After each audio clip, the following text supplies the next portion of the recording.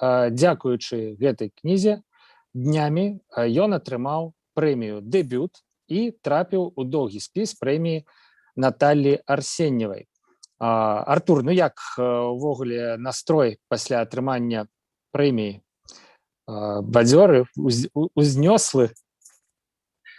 Ну, я ўсё яшчэ да сёння асэнсоўваю тое, што адбылося. Гэта вельмі нечакана, але гэта прыемная нечаканасць, скажем так. Вось. Ну, як думаеце, зменіце на жыццё ўвогуле гэтая прэмія? Ну, акрамя таго, што это проста прыемна.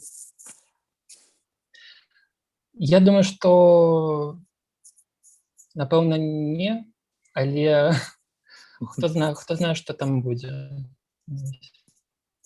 Як думаеце, я гэта просто прэмія... як бы я не чакаў яе, таму я сабе пісаў далей.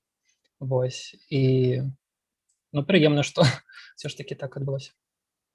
Слухайце, ну, не чакалі. А гэта не сам літаратар падае, атрымліваецца, свае творы, кнігі на прэмію? Так, я не чую пакуль што.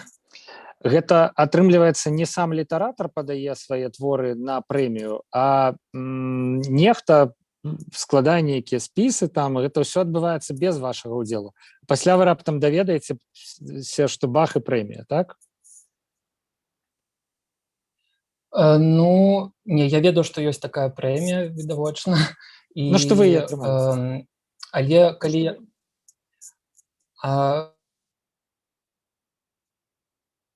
Ну, калі я атрымаў, то да, я проста ўбачыў у тэлеграме паведамленне ў чаце, у канале Пэн-цэнтру. Вось я проста адразу націснуў, адкрыў гэта паведамленне, і я проста адразу не зразумеў, чаму там вокладка маёй кнігі. Пасля пачаў усё чытаць, і спярша я не паверыў, конечно. Ну, ўсё ж такі гэта атрымліваецца, што цяпер факт.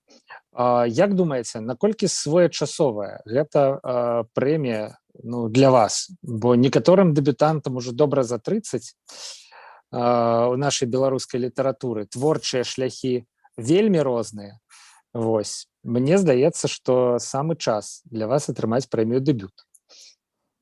Ну, я таксама думаю, што гэта своечасова. Пра што гэтая кніга «Вада пачынае жыць»? Ну, я не маю на ўвазе, каб вы тлумачылі нейкія схаваныя сэнсы ці значэнні, пра што ўвогуле там вядзецца?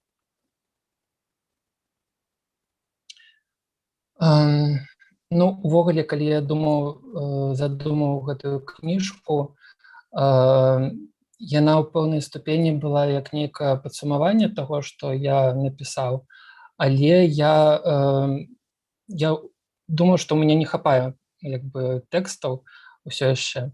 І я дапісваў пэўны цыкл, але ён у кнізе змешчаны не як цыкл, а як проста асобны тэкст, які я раскідаў па ўсёй кнізе, скажам так. Вось. І гэта тэксты мне хацелася неяк зафіксаваць тое, што адбылося як бы да гэтага моманту.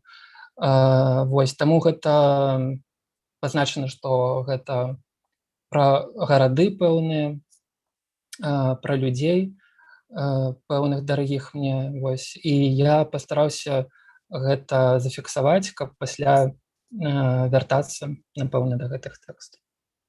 Ну, кніга стваралася, я так разумею, не 1 і не 2 гады. А наколькі ў ёй адлюстраваныя вось апошнія падзеі? Ну, мне заўжды цікава вось пра 20-й год, там, пра тое, што нас усіх змяніла і што паўплывала на творчасць шмат каго з беларускіх паэтаў. Ці ўсё ж такі гэта думкі і перажыванні нейкага больш ранняга папярэдняга часу? Ну, скажем так, тэксты былі напісаныя і раней, па-мойму, там апошні тэкст, гэта 3 гады таму быў напісаны. А сама кніга пісалася прыблізна год, можа быць, крыху болей. Вось. І там все яшчэ добра, мне здаецца, тому што, як сказала Настя Грышук, там у гэтай кнізе няма ніякага зла ці нешта такое. Вось таму што датычна апошніх падзеяў, там, канешне, гэтага нічога няма. Вось. А ўвогуле апошнія падзеі як на вас паўплывалі? Ці паўплывалі як-небудзь? Ну, канешне, паўплывалі. Ад гэтага, ну, калі ты не ў бункеры сядзеш, то гэта нейкім пэўным чынам у кожнага па-свойму гэта адбіваецца. Таму і што датычна творчасці, то мне пісалася не так, можа быць, шмат, і пісалася менавіта пра тое, што адбываецца. Я чуў, што многія як бы кажуць, што гэтыя тэксты не тыя тэксты, якія б яны хацелі напісаць, і, напэўна, ім будзе за іх сорамна там ці нешта такое. Вось, але проста калі гэта пішацца, то няхай яно і будзе. У мяне гэта так. Вось. Тут адно з двух, насамрэч, ці гэтыя падзеі, ну, так дужа, скажем, прыбівалі літаратараў, ганялі іх у такі дужы песімізм, і ім не пісалася ўвогуле, ну, ці ўсё ж такі служылі такой вельмі вялікай выразнай крыніцай натхнення дзеля іх. Ну і вось у вашым выпадку, я так разумею, гэта ўсё ж такі другі варыянт. Не тое, каб зусім прыбіла, а нейкія тэксты ўсё ж пісаліся.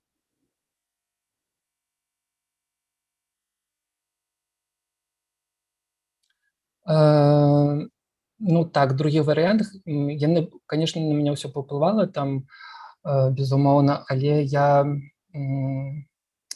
як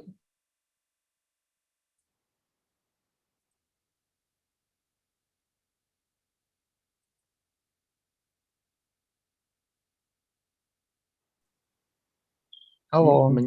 Да, мне здаецца, што былі ў нас тэхнічныя праблемы, нейкі абрыў. Вось, але Так, зараз у меня я чую. пропала сувязь, я... Так, цяпер чую. Мы пра другі варыянт пачыналі. Так, другі варыянт, ну, падзеі на мяне, канешне, паўплывалі, але я нават не магу сказаць, што гэта было некае натхненне пісаць гэтыя вершы. Гэта проста, ну, такая неабходнасць, я б сказаў.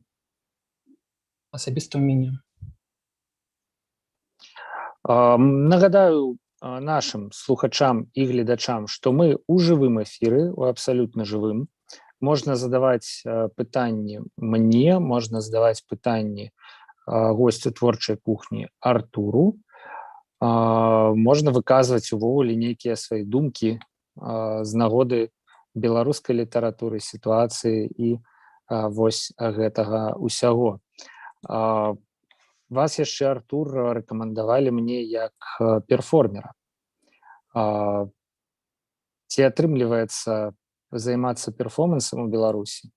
І асабліва зараз, калі кожны перформанс можа быць кваліфікаваны як несанкцыянаванае мерапрыемства, ну, мы ж ведаем, што ўжо нават калі чалавек адзін нечым занимаецца, гэта таксама можна нейкім чынам кваліфікаваць, нават калі чалавек спявае пад гітару ў пераходзе і гэтак далей. Перформеры таксама сталі, ну, такой небяспечнай прафесіяй, спецыялізацыяй у сучасным беларускім грамадстве. А можете паўтарыць пытанне, бо тут прерывалася сувязь, калі не складана. Ну, пытанне было пра тое, ці бяспечна сёння ў Беларусі займацца перформансам. Бо мы разумеем сітуацыю, любая вулічная актыўнасць можа стаць... Я б сказаў так, што перформансам увогуле ніколі не было бяспечна займацца, таму што па сваёй сутнасці гэта такая, скажем, практыка, якая прадугледжвае нейкі выхад за, як сказаць, за межы пэўныя, там, за зоны камфорту пэўнай сваёй. Гэта заўсёды нейкія нешта такое, што ты робіш са сваім целам. То есть гэта вельмі такое небяспечнае. Вось, таму ну, асабліва калі гэта яшчэ калі да гэтага дадаецца нешта знешняе, вось такое небяспечнае акружэнне, скажем так, то гэта такая двайная небяспека. Вось. Ну, то бок маецца на ўвазе, што тое, што не небяспечнае, гэта і не перформанс. Ну, ёсць розныя перформансы, скажем так, але як бы калі браць Марыну Абрамавіча, які як бы сказаць, гэта проста квінтэсенцыя вось гэтага жанру перформанс, то у яе ўсе перформансы гэта пра некую небяспеку, пра нейкія выпрабаванні сябе, там сваіх магчымасцяў. Таму вось для мяне гэта як бы я больш схіляюся да такога перформансу. Ці адчуваеце вы сябе ну, нейкім нашчадкам нейкай беларускай школы перформераў, бо ў прынцыпе ну, шмат чаго было за апошнія, там, скажем, 30 гадоў, да? Усякія былі фестывалі «Дах», былі там, насілі людзей у трунах па Мінску, всякае рознае абсалютна было. Да? Ці ёсць нейкая беларуская школа, ці ёсць нейкія настаўнікі перформеры ў Беларусі, у якіх можна павучыцца чаму-небудзь? Гэта складана адказаць на гэта пытанне, таму што я, в прынцыпе, то, што я пачаў займацца перформансам, гэта такое было, ну, таксама нечакана неяк, і я займаўся у квір-арт майстэрнях ад праекта Make-Out, вось, і у нас там былі розныя майстар-класы, расказвалі пра розныя накірункі ў мастацтве, і вось пасля гэтага я як бы зацікавіўся перформансам. Там у нас былі яшчэ людзі, якія таксама зацікавіліся, і мы вырашылі, ну, проста убачылі, што ёсць фестываль фемінісцкі ў Піцеры. Вось, і мы вырашылі туды паехаць і як бы стварылі дзеля гэтай паездкі стварылі наш калектыў. Вось, і неяк так апынулася, што ну, як бы мы не азіраліся на нейкіх там, на нейкія постаці, таму што мы толькі, ну, як бы самі не толькі увайшлі ў гэта ўсё і даведаліся ўвогуле, што такое перформанс, як бы. Вось. Бок вы абсалютна самі па сабе. І са сваімі мэтамі, і са сваім месседжам, скажем так. Ну, я думаю, што так. Я б хацеў так думаць. А дапамагае перформанс увогуле ў паэтычным жыцці?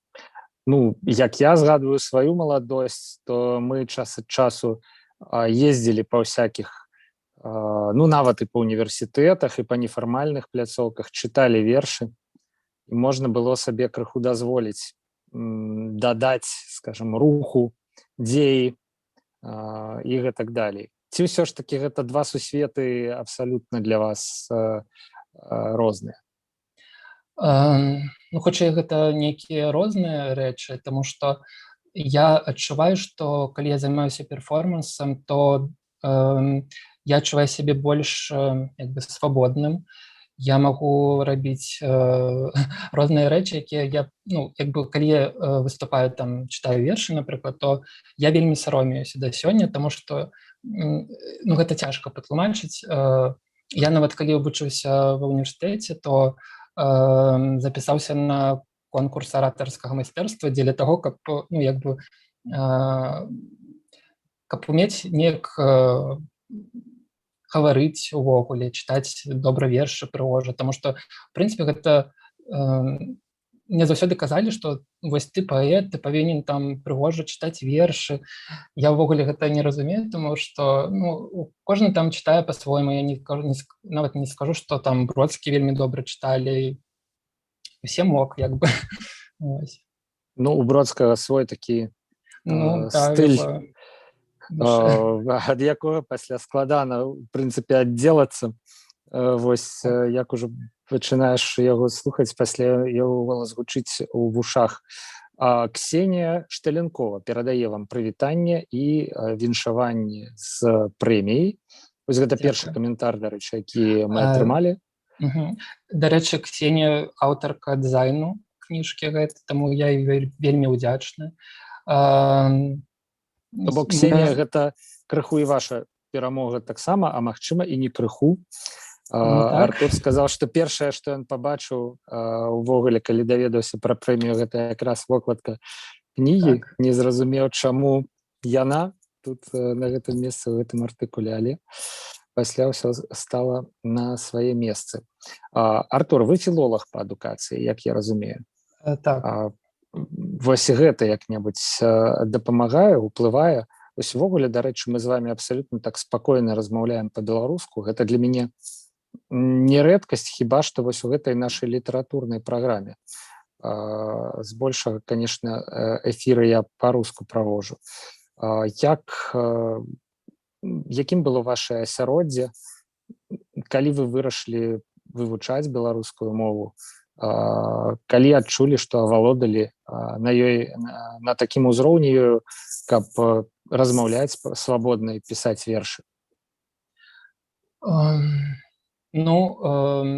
Я ў 11 класе вырашыў паступаць на беларускую філалогію ў Гародню.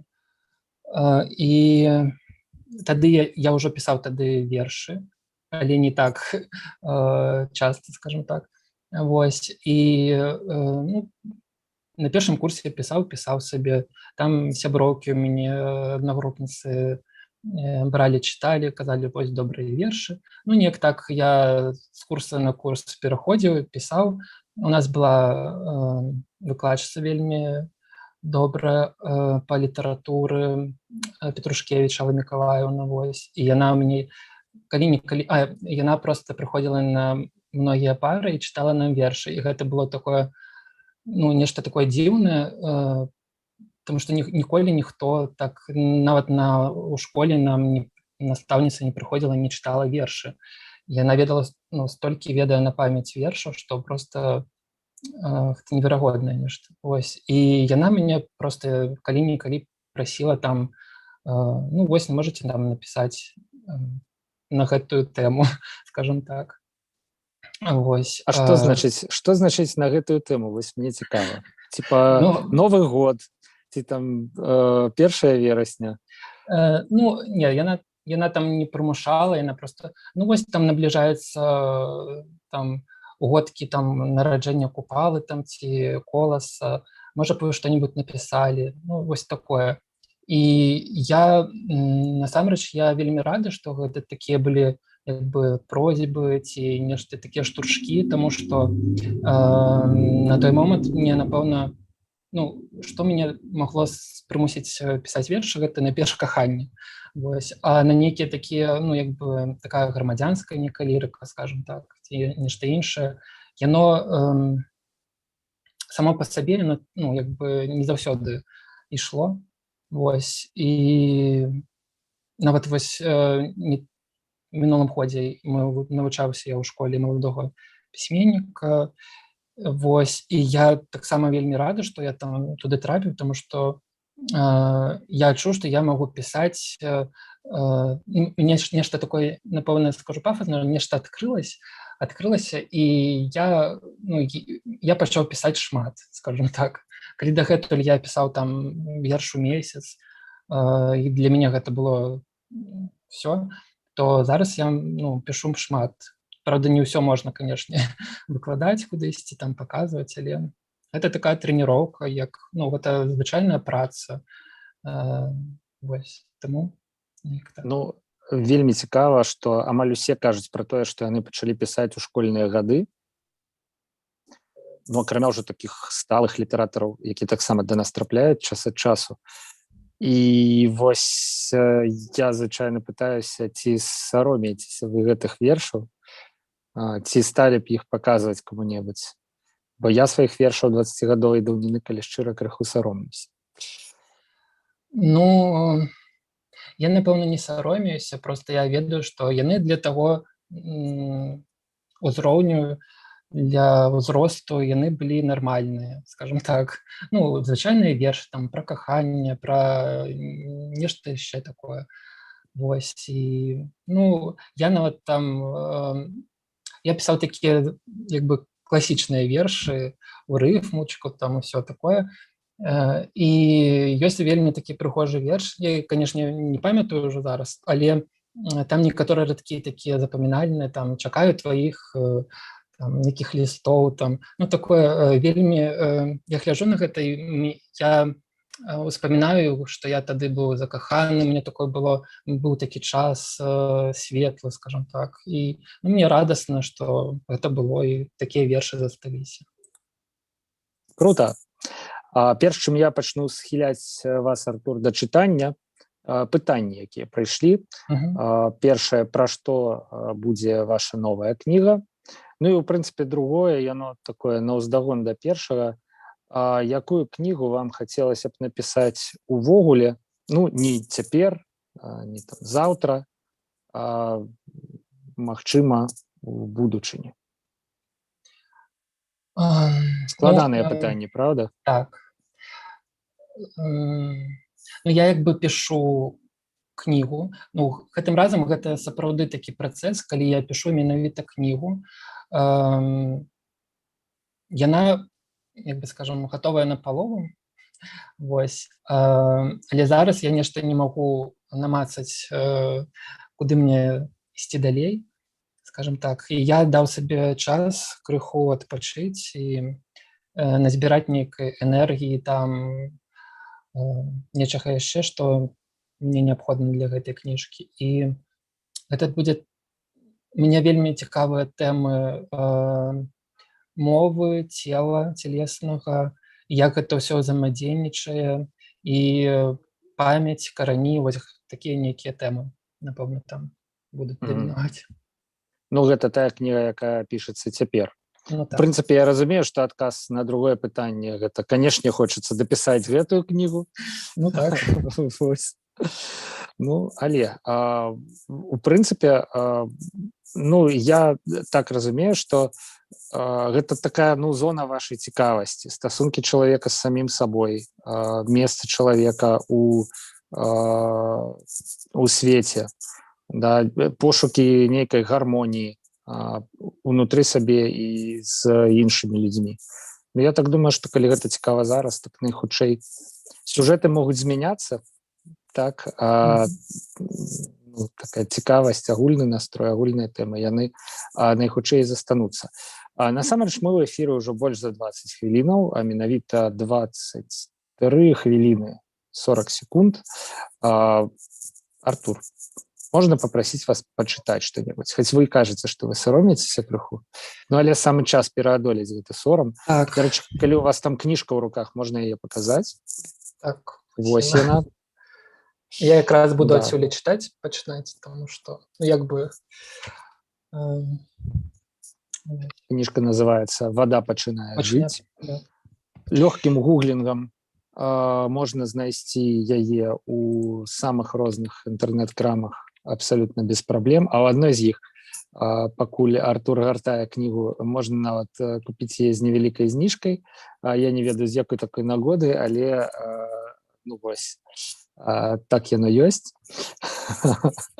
Так што, калі вам спадабаецца тое, што вы зараз пачуеце, калі ласка, што будзеце чытаць? Я буду чытаць летнія вершы ўсе. Ну, не ўсе, але то, што буду чытаць, яны будуць пра лета. Таму што я думаю, што зараз гэта своечасова таксама. Всем хочацца хутчэй цяпла. Вось добренько, тады я выключаю мікрафон. Першы верш «Прыспешваю лета». Прыспешваю лета. Гарачыя кроплі дажджу дасылаюць камусьці азбукай морзе, з мёдам белы наліў, трыпутнікі і бірузу. Мелкім почеркам спісаны алгебры форзац, нерухомых фіранак дзіравы цень, стос недасланых лістоў, апошні жэтон на метро, напаўсонны трамвай, дзень, калі памірае трава, сонечны промень, што заблытаўся ў валасах, мяккі дотык рукі ў прасторы і часе, дзе для кожнага і кожнай занадта цесна. Лішнія літары ў пераблытаных адрасах, пачуццё незнаёмага месца. Я не той, хто гаворыць і час супыняе хаду, бо паэзія ёсць кампрамісам душы і цела. І тая сцяна, што балванам стаіць паміж скурай і гэтым светам, падман, таму застаецца цэлай. Прыспешваю лета.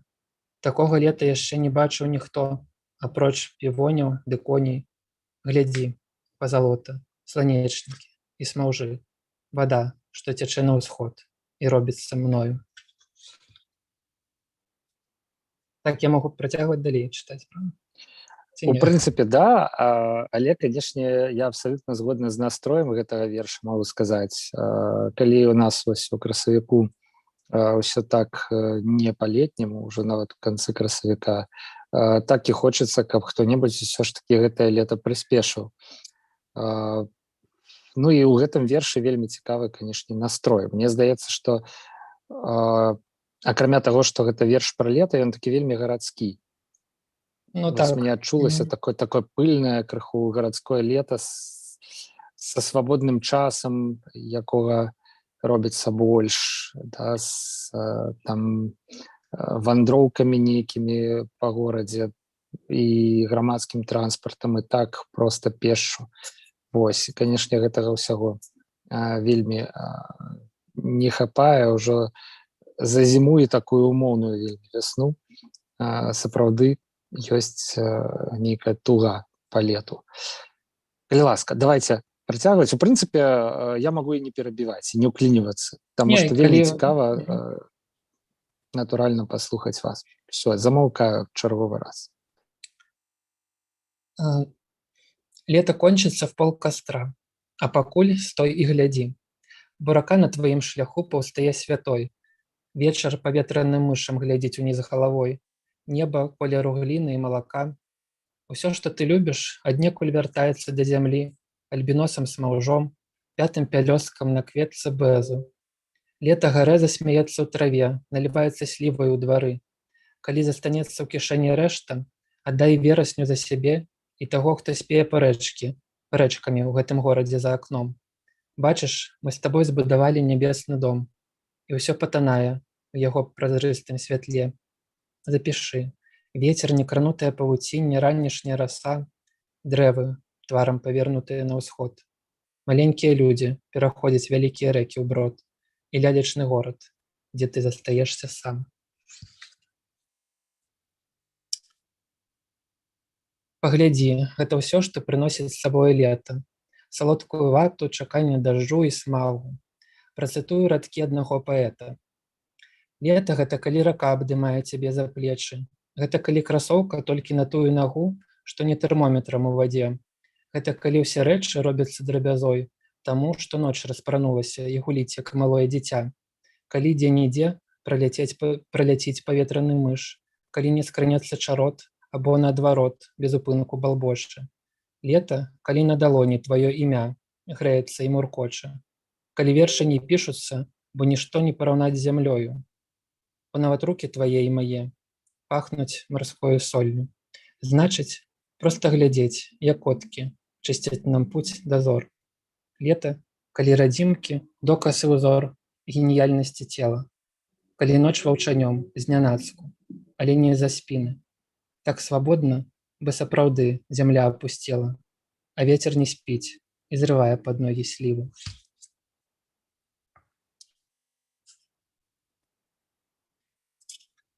Лета ідзе і вядзе за сабою рыб, невядомых звяроў.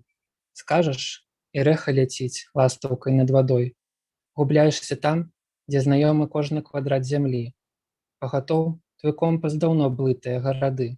Стой, глядзі, як сады бласлаўляюць жыццё і бароняць пчол. Бо аднойчы ты перародзішся дрэвам з бездакорнай карой. Будзеш шаптацца з ветрам дзікаю алычой, гладзіць па спіне вяртлявых сініц паважных кароў, тых звяроў, што прыходзяць аднекуль і кладуцца ля ног. Бачыш, мандарынавы шар мякка падае ў бездань алычовага мора. Далі Бог, я сам не магу адшукаць тое слова, што адмыкае горад.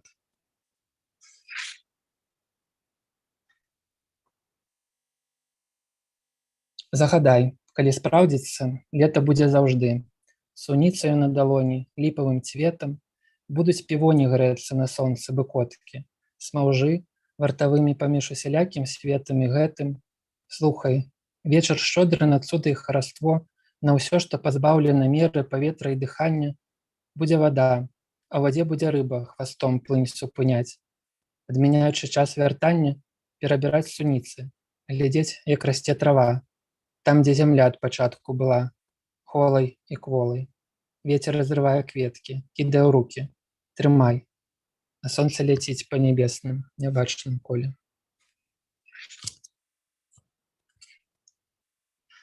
Вось зараз прачытаю верш, які радок з якога Крысціна Бандурна, рэдактарка кнігі, выбрала для назвы.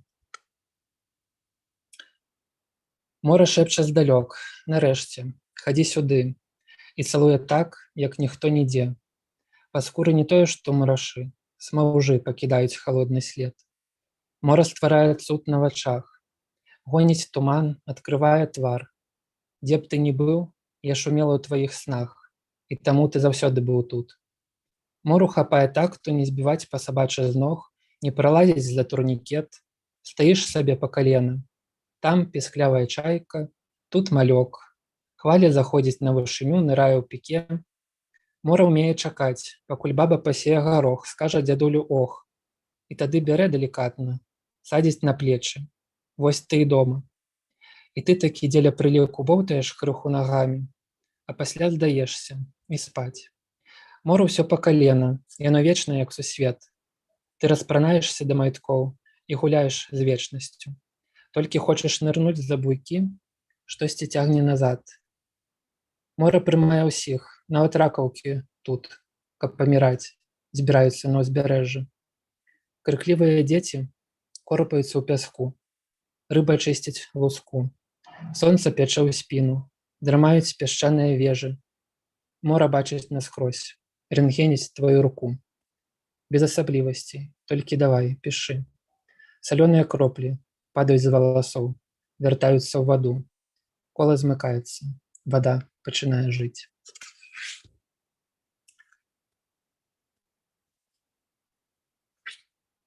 Ну вось ужо і зусім іншае лета пачалося. Ну яно ўжо даўно пачалося, я проста не далучаўся, не перабіваў чытанне. Вось лета з солью на руках і на вуснах і гэтак далей. Все, сыходжу назад у такі часовы зумаўскі небыт і даю вам дачытаць спадар Артур.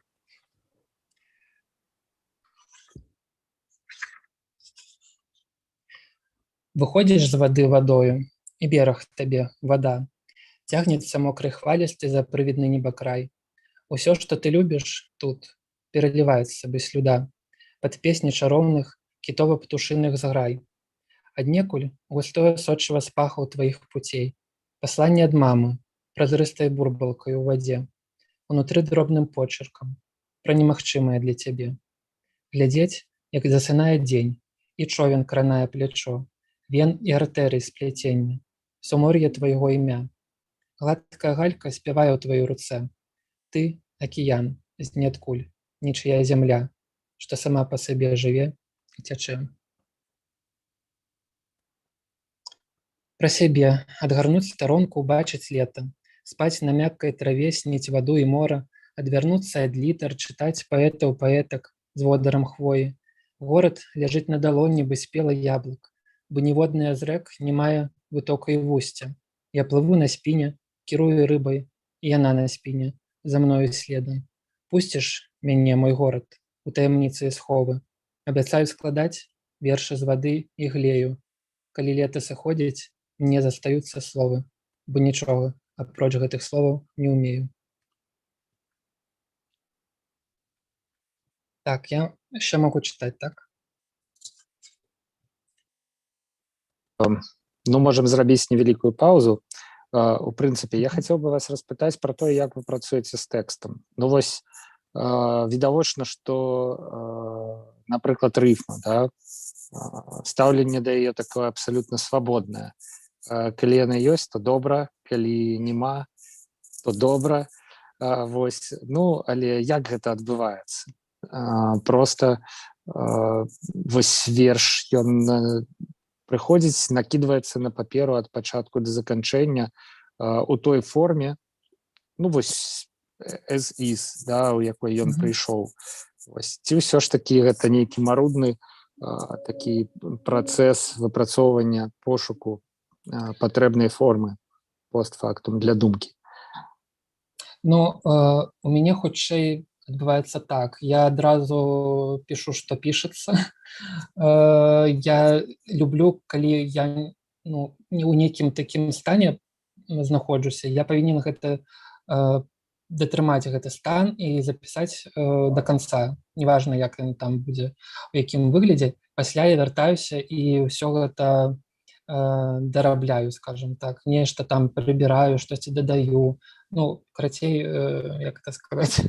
Ну, гэта неяк па-хемінгуэйаўску. Як бы пішы ў незвычайным стане, а рэдагуй у звычайным. Да, хутчэй так. Вось, і калі я раней, дарэчы, я вельмі не любіў вось гэты там нешта дарабляць, і вельмі мне так было балюча нешта там ўжо самога сябе карэктаваць, тым больш, калі хтосьці там нешта робіць. А зараз я вельмі, як бы сказаць, ну, ўсё змянілася, я вельмі так стаўлюся да гэтага адказна, і я, калі я не ўпэўнена, што гэты верш добры, я яго магу нават нікому не паказваць, пакуль я не дараблю яго да таго стану, калі ён мне будзе падабацца. Сябры, нагадаю, што мы ў жывым эфіры, гэта творчая кухня. Наш госць Артур Камароўскі, паэт-перформер, лаўрэат прэміі «Дэбют». Мы толькі што паслухалі такую нізку вершаў пра лета і пачалі дакалупвацца да Артура пытаннямі пра тое, як ён піша, пра яго творчую манеру. Ну, а вось гэты стан, асаблівы стан, пра які вы гаворыце, Артур, гэта, у прынцыпе, што? Як у яго ўвайсці? Ну, ці ёсць, не ведаю, нейкія спосабы, каб туды трапіць, да? Стан, калі пішуцца вершы. Вось, ці ўсё ж такі гэта абсалютна, ну, гэта штучны стваральны стан, ці гэта нейкі экстатычны час, які можна напаткаць абсалютна ў любым месцы, ў любы час, незалежна ад абставінаў? Ну, бывае по-рознаму. Бывае так, што я пра нешта думаю, просто там нешта звычайнае нават, і некая цікавая думка, якую я пачынаю там не круціць, вярцець, і вось гэтага можа нарадзіцца нейкі тэкст. Вось, але бываюць такія моманты, калі я ведаю, пра што мне трэба напісаць, але я не магу знайсці вось тое слово, той ключ, што адмыкае горад, скажем так.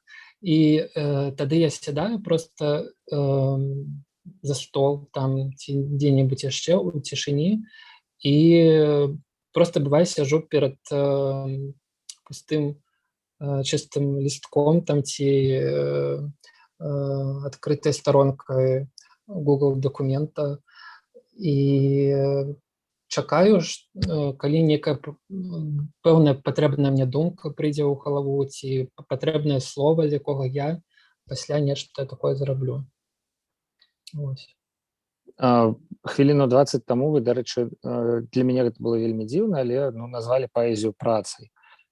Ну, то бок, што гэта праца. Ну, цяпер я разумею крыху, што мелася на ўвазе. Усё ж такі не ўсё так лёгка, да? Да. Так здараецца, не кожны верш просто выліваецца на паперу. Ну, нават не кажучы пра ўжо такую чыста тэхнічную рэдактуру там на наступны дзень там ці гэтак далей. Усё ж такі даводзіцца сапраўды быць у пошуку і пошуку, ну, напэўна, напружаным і, можа, нават і балючым круху.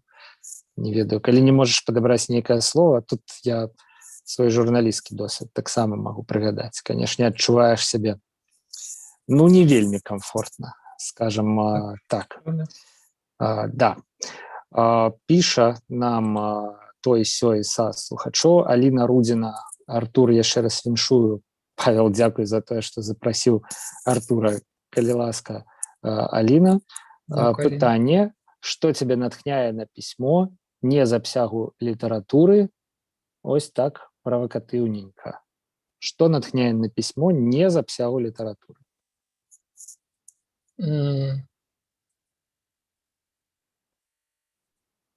Правакатыўненька, прычым пажадана, калі ласка.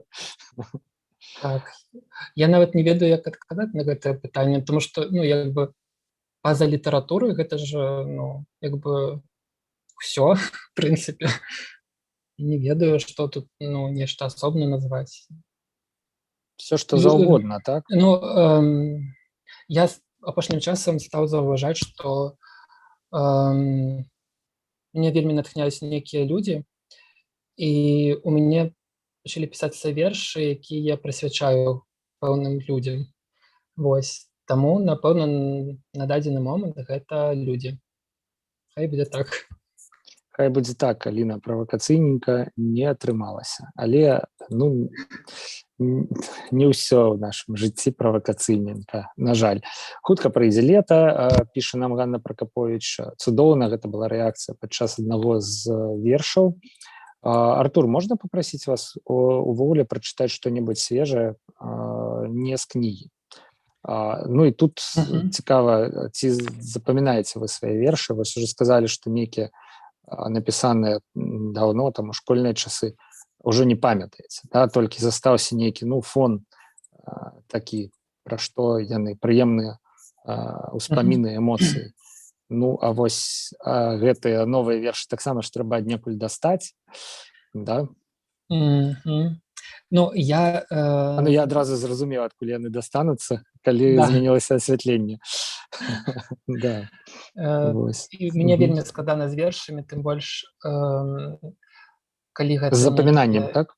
Так, з запамінаннем, тому што калі гэта нават яшчэ... Тым больш, калі гэта не рыфмаванае нешта, тут я ўвогуле, мне лепей прачытаць проста там з тэлефона ці з лістка, каб чалавек зразумеў увогуле проста сам верш. Тому што калі я пачну там пэкаць-мэкаць, як казалі ў школе, то гэта не вельмі, скажем так, будзе. Вось. В прынцыпе, тут няма бяды ніякай, да. Я хацеў бы прачытаць вершы з нізкі, якая была апублікаваная ў маладосці. Я чамусьці неяк так атрымалася, што я заўсёды неяк абыходзіў, вось, і нідзе амаль што не чытаў. Пэўныя вершыкі я выкладаў у Фейсбуку, вось, напісаў я гэтыя вершы, калі вучыўся ў школе маладога пісьменніка, але гэта не было да нейкага задання, проста яны так пісаліся, пасля склаліся ў такую нізку. Яна называецца «Падарожжа ад прамой да ўскоснай мовы». Я яе ўсю не буду чытаць, я проста выбарачна, тому што часу як бы не шмат. Добренька. Тады я ізноў жа замаўкаю, пастараюся не ўклінівацца, вось, а перадаю слова Артуру Камароўскаму. Адасобленасць памяці пачатку, прагаворванне існага. Гэта таксама воля і прага чалавека заставацца. І калі ён уздымае сябе, перайсці праз мяжу, усе целы яго абнаўляюцца кодамі. Так кветка нараджаецца з пахам і цветам былога, днём, а не ноччу, каб бачыць, але не карэнне. Выкраслі лішнія літары, назавіся. Гэта і ёсць тваё падарожжа ад прамой да ўскоснай мовы, твой дом, твая спадчына. Пашпарт аб'екта змяшчае словы, а кожнае слова – мора. Блізарукасць твая ж, нібы чайка ў працяглым піке, за рыбай святла. Халоднае мора з'ядае туман, і дно зарастае соллю маўчання. Крысціне Бандурыны. Намацаць спінаю цвёрды тыл, выпусціць карані. Дом – гэта памяць самых простых і таму невыпадковых рэчаў.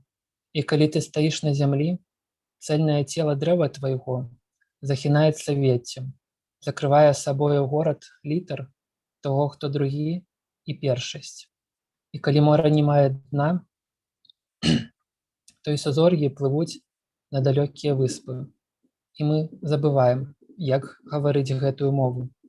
Моўчкі глядзім рыбінамі, як з ікры алфавіта нараджаюцца словы. Ракавіна малюска, часовы дом яго і бясконцы спачын.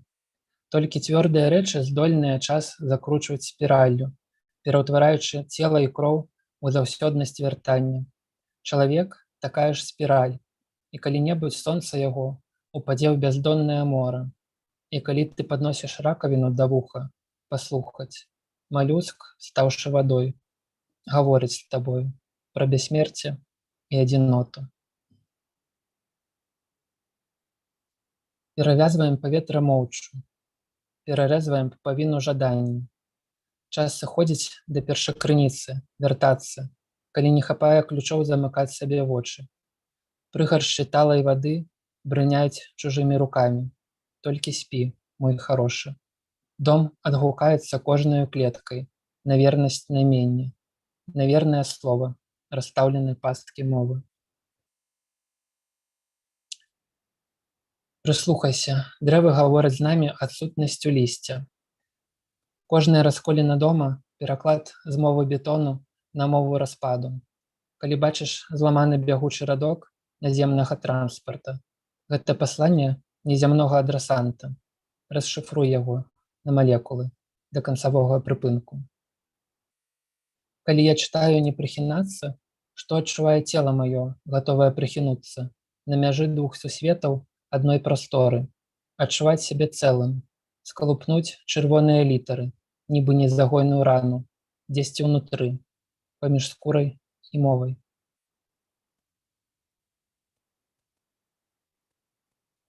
Смакаваць салёную гальку словаў. Так мора ў табе разліваецца ад левай шчакі да правай, супраціўляцца вышыні і парадку, падпарадкоўвацца волі. Плыві, моя рыба, направа, налева.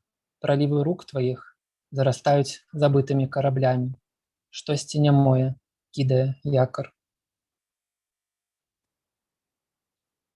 Адрачэнне самое сябе, звычка ўзроста. Так спее жывое, з правам вяртацца да ўсходаў.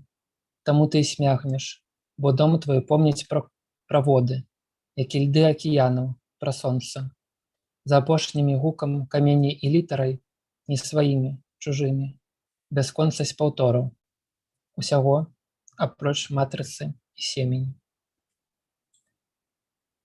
Вось, гэта з гэтай нізкі некалькі вершыкаў. Ну, круто, і ад іх таксама крыху, як бы так сказаць, застаецца адчуванне такога нечага цёплага, хаця яны, ну, не магу не заўважыць, больш метафарычныя і метафізічныя. Вось, але што я заўважыў і ў першым, і ў другім блоку вершаў, да, нізцы вершаў, гэта вяртанне да вобразу малюскаў. Вось мне цікава, чаму яны, да, яны вось што азначаюць? Гэта ж самыя бескарысныя, ну, істоты, прадметы, да, якія можна ўвогуле уявіць сабе. Ну, я б так не сказаў, канешне. Для мяне малюскі, смаўжы — гэта вельмі такая, як бы сказаць, метафора, найперш таму, што яны заўсёды знаходзяцца недзе паміж. То бок яны як бы і жывыя, калі ракавіна цэлая, так, і яны ж не жывыя, калі гэта ракавіна пустая. То бок яны як бы яны знаходзяцца і ў гэтым стане сярод нас, і ў іншым. І яны ж не маюць полу да таго ж, таму як бы гэта вельмі, ну, для мяне значна, таму што я люблю вось гэтыя нейкія памежныя станы, і мне гэта цікава даследаваць таксама. Вось, ну і па-першае, гэта ўвогуле так сталася, што Все пачалося з таго верша, там дзе пра мора, які даў назву кнізе, і з тых малюскаў, якія я тады пабачыў, што вось яны як бы яны былі нежывыя там каля на беразе мора гэтага. Вось, і яны неяк на мяне так паўплывалі, што я пасля, калі вярнуўся гэта было ў рэзідэнцыі ў Вільні, і я вярнуўся, я завёў сабе смаўжоў. У мяне яны спачатку жылі ў мяне, але пасля так атрымалася, што я іх адвёз да мамы, і яны да сёння там яшчэ жывуць. Таму для мяне смаўжо гэта нешта такое роднае і блізкае. Вось, ну і адпаведна Яны вялікія такія сталі, да? Так, яны зараз вялікія. Ахальціны. Да. У мяне таксама жылі. Канешне, вельмі цікавыя істоты, але не ў апошнюю чаргу менавіта тады я і ўпэўніўся ў нейкай бессэнсоўнасці іх існавання. Ну, але не спрачаюся, вось пра цікавыя сэнсы вы толькі што сказалі, што яны і тут, і там, і мёртвыя, і жывыя. У прынцыпе, вось гэтая іх ракавіна, па сутнасці, мёртвая, цвёрдая, неарганічная, з'яўляецца нейкай перадумовай іх бяспечнага існавання і увогуле існавання. Ну, насамрэч, вельмі шмат метафор мы пачулі сёння падчас эфіра у вершах нашага госця Артура Камароўскага. Пытанняў я пакуль што больш не бачу. І насамрэч, я думаю, што можна нам з вами, Артур, ужо і развітацца. Вельмі шмат добрай паэзіі. На маю думку, цяпер я разумею, за што гэты дэбют.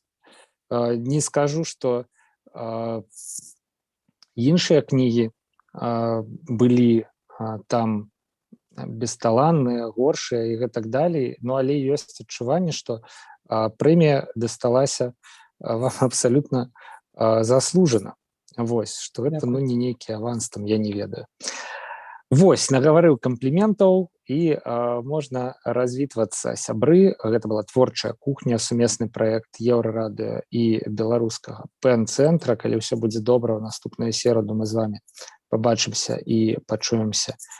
І зноў развітваюся з паэтам і перформерам Артурам Камароўскім, які сёння быў у нашым эфіры. Дзякуй, Артур. Дзякуй вам. Да пабачэння. Прыемна было. Поспехаў. Павел Свердлоў працаваў пры мікрафоне. Пачуемся і